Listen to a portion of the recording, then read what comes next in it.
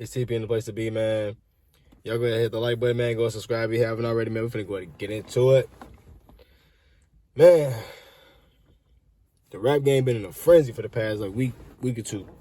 Because music been dropping faster than it normally has, or even more frequently than it normally has, especially by, Drake, Kendrick. Kendrick ain't really been dropping as much as he normally has. So for him to be dropping a lot now, it's showing how intense the situation is.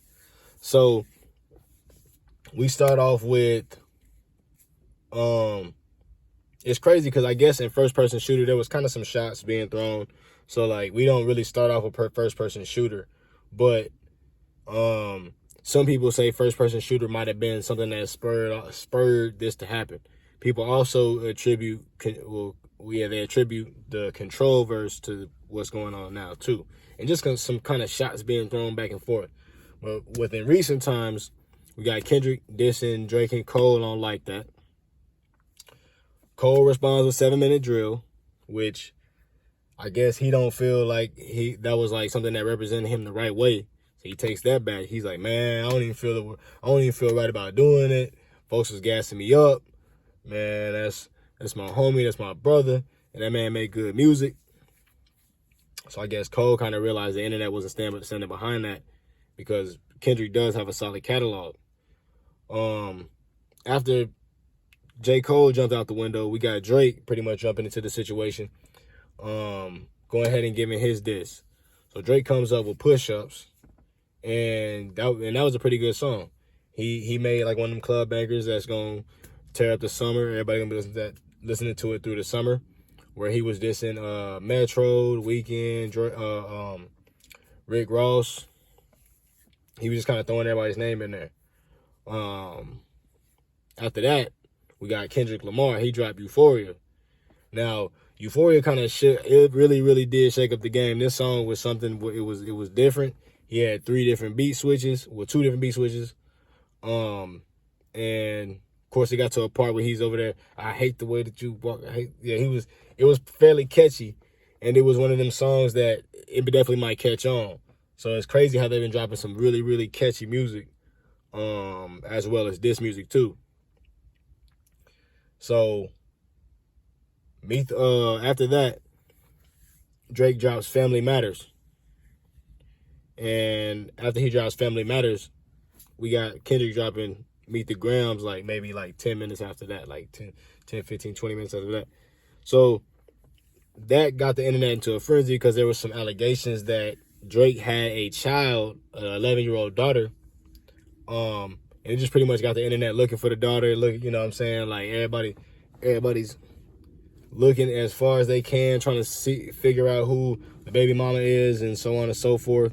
So Kendrick's kind of been taking, he been kind of catching, he's been able to throw maybe some allegations in there, to pretty much kind of spur the narrative and help him in his plot to pretty much beef with Drake and win this rap battle.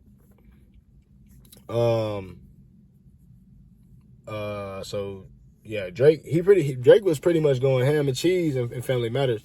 So that was definitely it's definitely some points on the board for both sides. We got Like That for Kendrick. So this is round one. Round one, we got Like That, and then we got Push-Ups. A lot of folks like That, but a lot of folks like Push-Up. It's kind of hard to say who won the first round. It's really a tie. It's kind of the reason why they had to keep going into other rounds, is because the fact that the first round that the first round was something that was just kind of one of them rounds where they're kind of seeing where the energy was at. Second round, Kendrick came back with Euphoria, what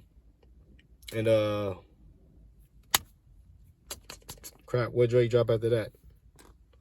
Oh yeah, after he dropped Euphoria, he dropped Family Matters. So that was definitely a nice song to put on there. Same thing, Drake had a 2-beat switch on there. He got to a certain part where the second beat switch, I really liked that part. The first part, it kind of sounded like Drop and Give Me 50 part 2. So I wasn't really, it sounded like Push-Ups part 2, so I wasn't really, too onto it. But whenever the beat switched and he was starting to get on everybody's head. I like whenever that happens. So that was definitely a good point on the board for Drake. And then so was Meet the Grams. So we got Like That. And we got Push-Ups. That's 1 and 1. We got Euphoria and Family Matters. Those are both 2 on the board. And then of course we got on round 3, we got Not Like Us, and we got The Heart Part 6.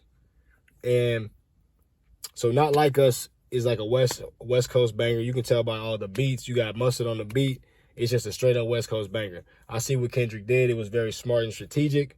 Same thing with Meet the Grams. You can tell he was kind of given a little bit of information to dig in, and he dug into it.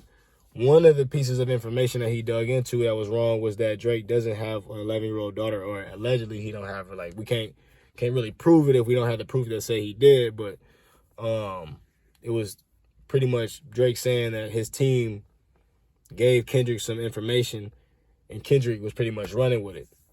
So a lot of folks is over here saying like, oh yeah, Kendrick lied. But if you running with something somebody else told you, it's not necessarily a lie. A lie is intentionally not telling the truth to pretty much be able to sway the outcome.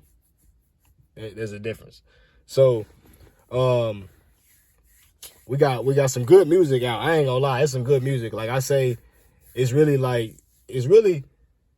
at an off, because it's really 5 and 5. You got like some songs here and there that they posted on Apple Music that kind of just made it in like 616. It was another one I think Drake made, but it was just kind of a few tracks that were definitely dropped. Well, he had that Buried Alive where he was trying to like remix Kendrick's Buried Alive. That was pretty interesting, because that was actually on Take Care, Drake's album, when Kendrick was pretty much debuting and went on tour with him and Rocky. And it's crazy how I went to one of the concerts back then on the Take Care tour, and A$AP Rocky and Kendrick Lamar were both the openers for Drake. So it's crazy for them to come out with him, but then at this point in their career, they beefing with him. Because also, you know, Drake dissed A$AP Rocky and Family Matters. He dissed Metro. He even said like it's crazy how me and Future fell out like this. You know, Weeknd go ahead and run me them bands. Drake was going crazy, I can't lie. But when it comes to who is winning more, in my opinion, I gotta give it to Kendrick. And the reason is because Kendrick has got the internet in a frenzy.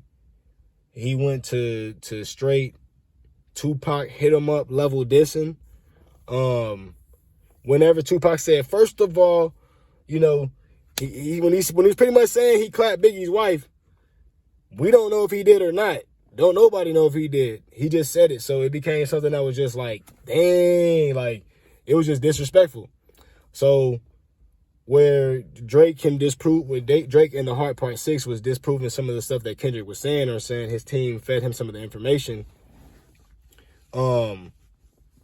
Kendrick saying that Drake did things in the past, like, you know, doing weird things with little girls, texting little girls. That just kind of shed light on some stuff that was already going on.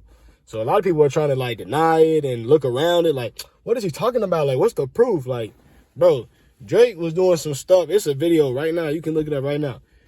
Drake on stage kissing a 17-year-old. You can look it up right now. He was feeling on her, kissing on her, doing all types of weird stuff. So if you need proof, go ahead and look it up for yourself. You'll find it. You ain't got to like try to run to like act like you can't see it. It's on YouTube too. You can just like type over and come back to this video if you got to. But so, you know, some of the stuff Kendrick's saying is true. And then Drake is pretty much saying that, like, you know, Kendrick's a woman beater. Sometimes he dips out during the rap game. He said Kendrick pretty much only time he got some fire is whenever Baby Keem is on the beat. It's a lot of stuff being said on both sides. So it's funny how this has polarized the rap game. They got everybody on one side, Team Drake, everybody else on one side, Team Kendrick. And maybe 6 months ago, nobody would have ever predicted this. They would have just thought Drake's on top, Kendrick's just chilling. And but it's just kind of crazy how it spirals so fast. But Y'all let me know how y'all feel about the situation. Y'all let me know who y'all think's winning. You know, y'all let me know if y'all feel like, you know, if y'all need that proof about Drake, bro, go ahead and look it up for yourself. Like, I'm tired of people saying, like, oh, yeah, da-da-da. No, like, some of the stuff Kendrick is saying is just, like, like I said, you can look it up. Like, what's up with the Millie Bobby Brown situation? Like, are we going to act like that's not weird? Like, a grown man texting a 13-year-old, 14-year-old? Like, come on, dog, it's weird. But, y'all let me know how y'all feel about the situation. Y'all let me know y'all favorite song. Y'all let me know why it's your favorite song. Let me know y'all favorite bar from the song. Let me know y'all favorite song. And then let me know y'all favorite bar from the song. From the disses that have came out. But this TP in the place to be, man. Y'all go ahead and hit the like button. Go ahead and subscribe. And I'm going to get at y'all on the next one. Y'all stay out the way.